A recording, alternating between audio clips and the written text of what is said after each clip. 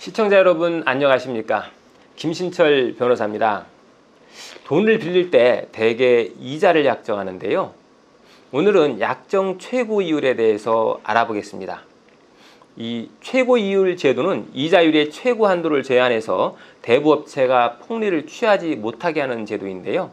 과거에는 이 최고 이율이 높아서 한번 고금리 대출을 받게 되면 헤어나기가 어려웠습니다. 그래서 최고금리를 지속적으로 낮춰왔는데요.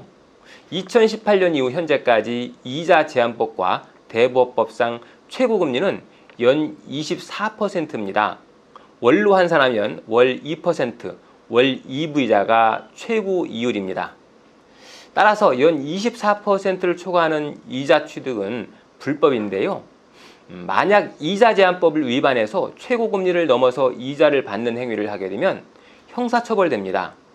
그래서 일반 채권자는 1년 이하의 징역 또는 1,000만 원 이하의 벌금에 처해지고요.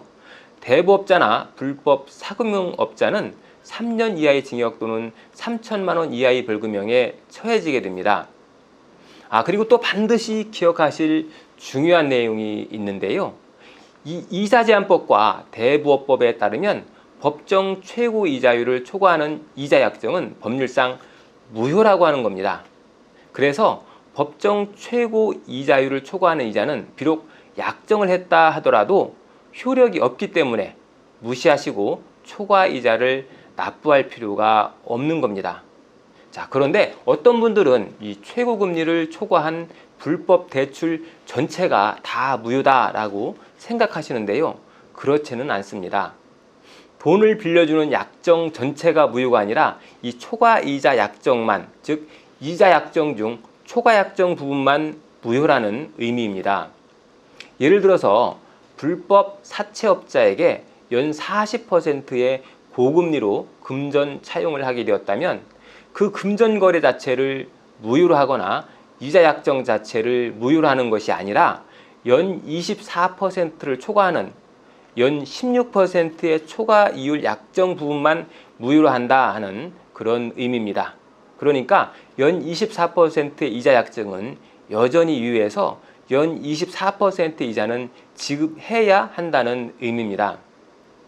자, 그런데 만약 채무자가 법정 최고금리를 초과한 약정이 유효다라고 생각하고 그동안 지급한 이자가 있었다면 이럴 때는 어떻게 해야 할까요? 그러니까 조금 전 사례에서 연 40%의 이자를 이미 지급해버린 경우, 이런 경우는 어떻게 해야 할까요? 결론부터 말씀드리면 초과이자를 지급한 금원은 원금에 충당할 수 있습니다. 그래서 그 결과 원금에 모두 다 충당이 돼서 원금이 소멸하고도 남는 돈이 있다면 오히려 남는 돈의 반환을 청구할 수 있습니다.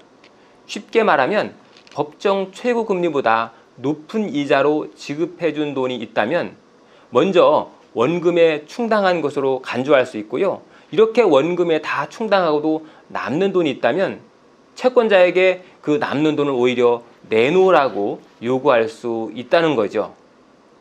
하지만 막상 최고금리를 초과해서 지급한 이자가 있는 경우에 어떻게 해야 할지 막막하신 경우가 많이 있습니다. 무턱대고 채권자에게 내가 더 준 돈 내놓으라 라고 요구한다고 해서 채권자가 순순히 돈을 내어주지는 않겠죠. 이럴 때는 어쩔 수 없이 부당이득 반환 청구 소송을 통해서 부당하게 지급한 이자를 돌려받을 수 있습니다. 자, 그리고 또 내가 지금까지 초과금리로 지급해준 돈으로 원금을 다 충당하게 되는 상황이라면 채무 부존재 확인 소송을 제기해서 더 이상 채무가 존재하지 않는다 하는 것을 주장하시고 이것을 확정 판결로 받아놓는 것이 가능합니다.